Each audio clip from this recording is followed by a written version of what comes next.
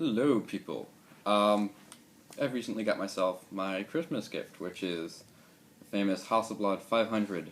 It's not the CM, it's the C. I don't really think it makes much of a difference, but it's an amazing camera. I'm going to show you a little bit on how to use it. So, first, you have your film bag. It takes a film type called medium format, which is, you have the little cassettes of film, which are 35mm, they're around that big.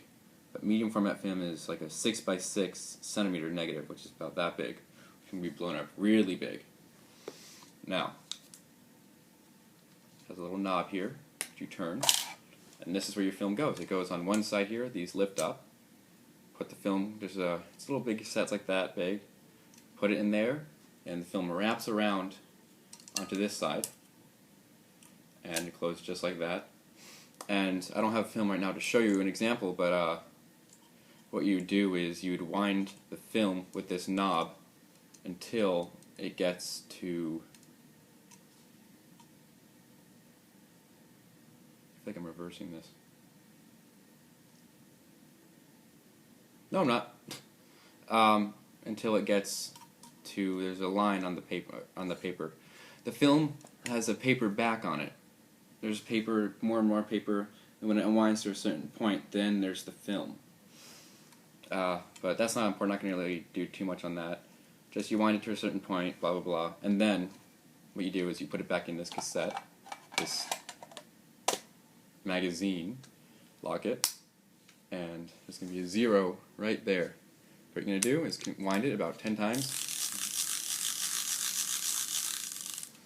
and then you should start to see a 1 appear there, and once it gets to that 1, it'll stop you from being able to move that.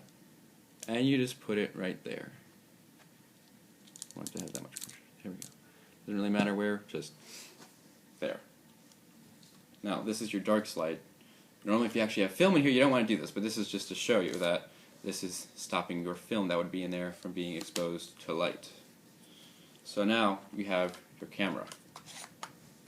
This one I have an 80mm, which is for a 35mm, for those who know what that is.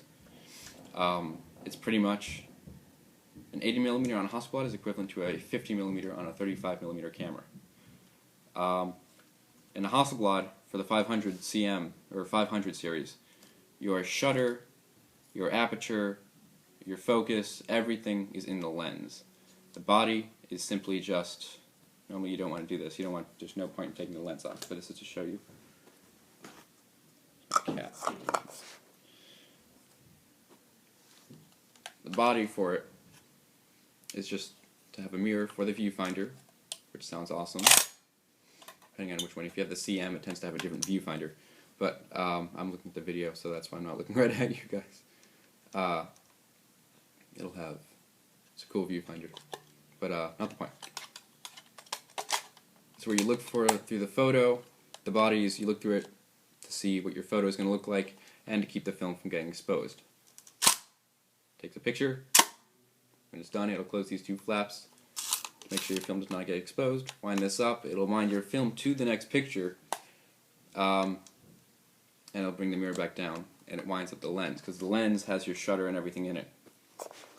So, now, when putting the lens on, make sure that this is charged up already. That's the only time you can put the lens on. There'll be a red dot in there, as you can see, and a red mark on this lens. Line those two up, very simple. Turn it clockwise until you hear a ding, and now your lens is safely on the camera. Do a test shot if you want. I love the back of this, it looks really cool. It's awesome. That famous sound that they have, that just feels perfect. I'm putting that back on. So now, you have your film magazine ready to go. This is an A12 back, which means it's a regular medium format roll. It has, for 120 film, I don't know why I didn't say that earlier. So it's got 12 shots on it. Ready to go. You push the bottom, will have these two holes in here, which there'll be two pieces of metal, I don't know, there. They line up, that fits into each other to keep it positioned right, and you put it on here. You just load it up like that. I do it to be I forgot one important thing. Make sure it's wound up before you put it on, otherwise you'll be wasting one shot. So put it on like so. I won't be stupid with this. There. And over time, these two hooks here will wear out. So what I do is I push this to the right, I put it on, and then I let go to make sure it's, so it doesn't wear out the two metal grips there, hooks. So pretty much your film is ready to go. You'll see these two white dots here. That means that the camera's ready to go and the film is ready, it's on the right shot. So what you want to do is look at the viewfinder and take out this. Unless you're ready, you're ready to take a picture, then you take that out. So first you want to focus, set everything up in your camera, and once you're ready to go, you can use, I forgot, this is a sports finder. I'm switching through everything right now. This is a sports finder. What a sports finder does is you can basically look down, it magnifies what you're looking at through your picture, and you can fine-tune your focus. Now, so once you have your photo ready, you can put that down because you want to be able to frame it correctly, and you take the dark slide out. So basically now your film, when you push this button, it'll get exposed. So what do? Take your photo and wind it up for your next photo. Now the cool thing about this is when the dark slide is in, you will not be able to push the shutter button. You will not be able to take a picture, which is good. So, well, number one, if you push that, it doesn't work. You know the dark slide's in, and you won't waste a picture. But when this is out, you can take a picture, but you may not open this and take the back off because you would expose your film. So that's another safety feature that's pretty cool. So once you put the dark slide back in, you may take off your film back.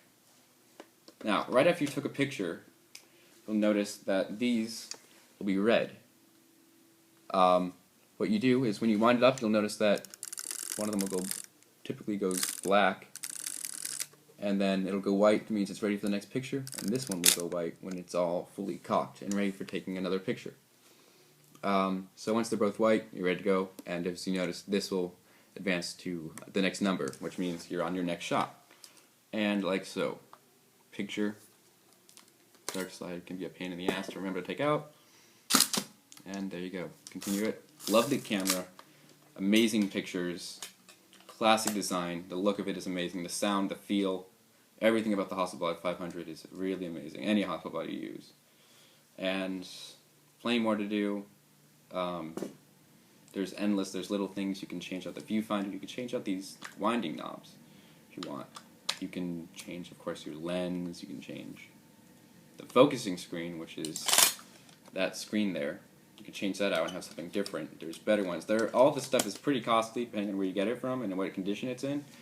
But you can change out a lot of things. You can add a tripod. You can add a flash unit, which is really cool. Connects, I think, right to the lens.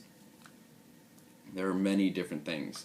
There's another type of Hasselblad that is I forget the name of it, but it's got the shutter is not in the lens, it's actually in the body itself. And so what you do for the lens, because if you notice the lens closes, so if you want to use it for, I believe this is what the use is, use this as a lens for that one, there's a green dot here with an F.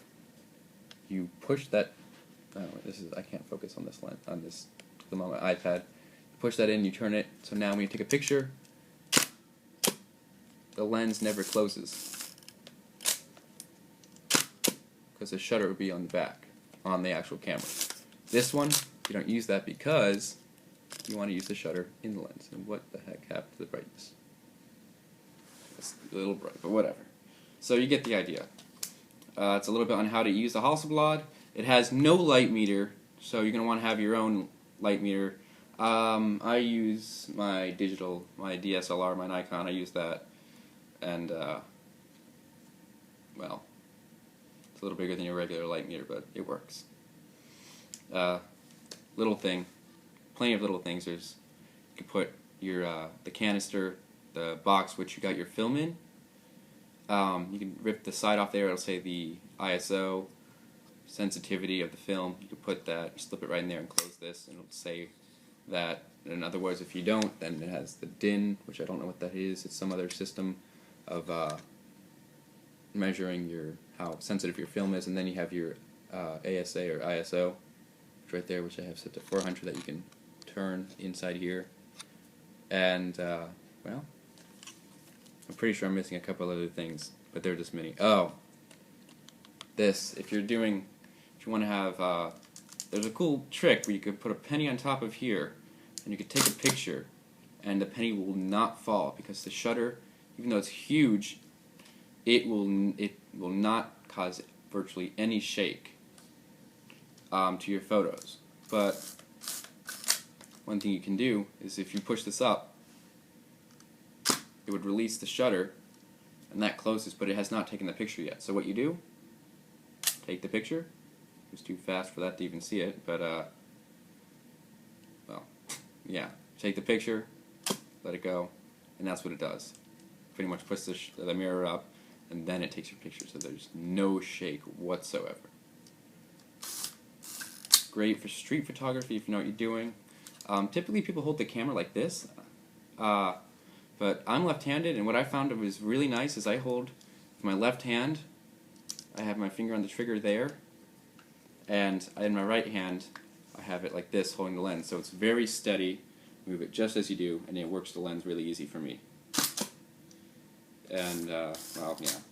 There's different winders you can get. There's one with cranks. There's one where it opens up. That's the crank winder.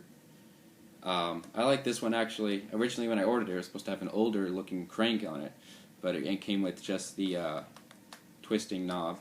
But I actually like it a lot better. It gives it a classic feel. It works just as well. And